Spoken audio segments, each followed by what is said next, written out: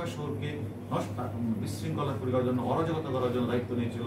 তার মধ্যে 7 জন: সালাউদ্দিন টুকু, সাইফুল ইসলাম নীরব, SM জাহাঙ্গীর এবং আপনাদের এইদিকে হলো রফিকুল ইসলাম মজনু এবং আমিনুল ইসলাম সহ অসংখ্য জামাতের নেতাকর্মী, বিএনপি নেতাকর্মী আমাদের কাছে আছে। আমরা তাদের জিজ্ঞাসাবাদ করছি।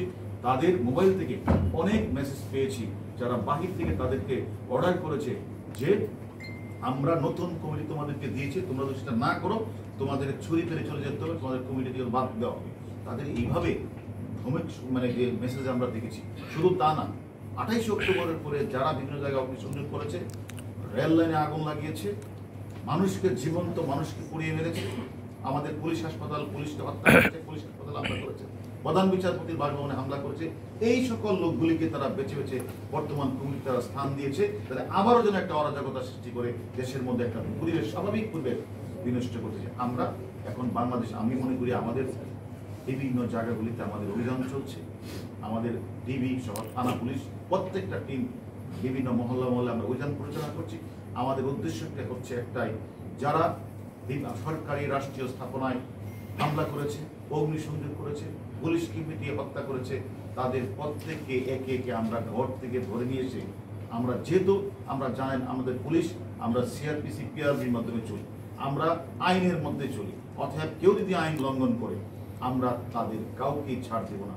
এবং এটাও আপনাদের বলে দিই, কাউকে অহেতুক হয়রানি করা হবে না, এটাও আমরা আপনাদের বলেছি। যদি এরকম কোনো সংবাদ পান কাউকে অহেতুক আমাদের কোনো পুলিশ হয়রানি করছে, ধরে এনে ছেড়ে দিচ্ছে, সেটাও আপনারা আমাদেরকে জানাবেন।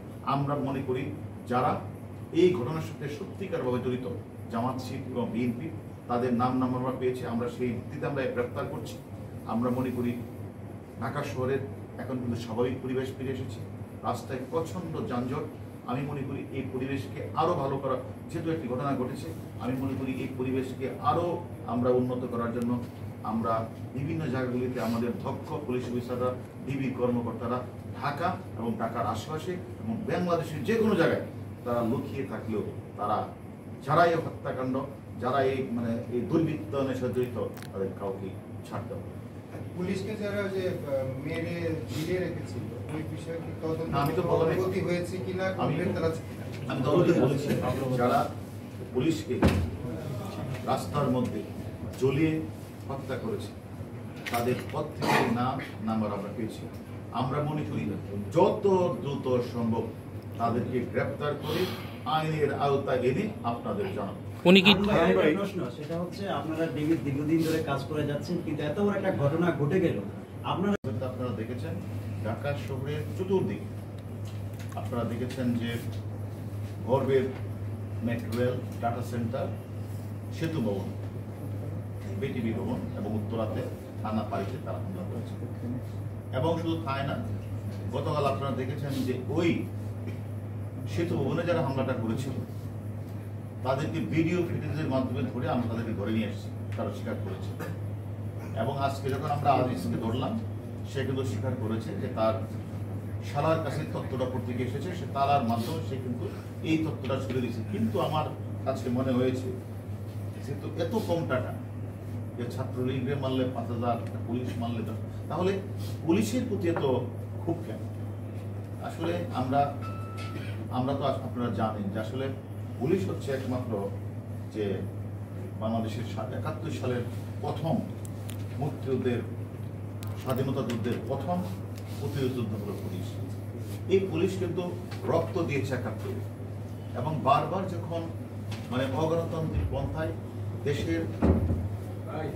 দেশের যে স্বাভাবিক পুলিশকে বিনষ্ট করার জন্য যখন একটা চক্র বারবার চেষ্টা করে, পুলিশ কিন্তু বারবার জীবন দিয়ে সেটা কিন্তু রক্ষা করে।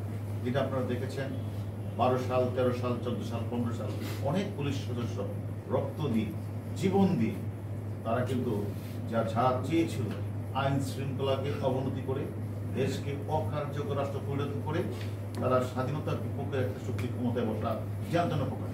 কিন্তু সেটা কিন্তু বাংলাদেশ পুলিশ বারবার স্বাধীনতার পক্ষে, এবং বাংলাদেশ পুলিশ একটি গণতান্ত্রিক নির্বাচিত সরকারের বিরুদ্ধে বারবার তারা যে হামলাটা করে, যারা সাধারণ মানুষকে, গার্মেন্টস শিল্পীকে অনষ্ট করে এবং বিভিন্ন রাষ্ট্রীয় স্থাপনাগুলি বেসরকারি স্থাপনা নষ্ট করে সেটার বিরুদ্ধে কিন্তু পুলিশ সবসময় কাজ করে। তাই তাদের কাছে এখন পুলিশ হয়েছে টার্গেট, যে পুলিশকে যদি ডিমোরালাইজ করা যায়, পুলিশের মনোবল যদি ভেঙে দেওয়া যায়, তাহলেই একমাত্র সম্ভব এদেশের স্বাধীনতার পরাজ্য শক্তি তারা যে জামাত শিবির চক্র এবং তাদের বিএনপি তারা যে তাদের ষড়যন্ত্রটা সফল হবে। এই মানসিকতা নিয়ে কিন্তু তারা বারবার 28 অক্টোবর আপনারা লক্ষ্য করেছেন, তারা কিন্তু পুলিশকে হামলা করছে, আমাদের পুলিশের সদস্যকে তারা হত্যা করছে, পিটিয়ে, যারা পিটিয়ে হত্যা করেছে এবং তারা আমাদের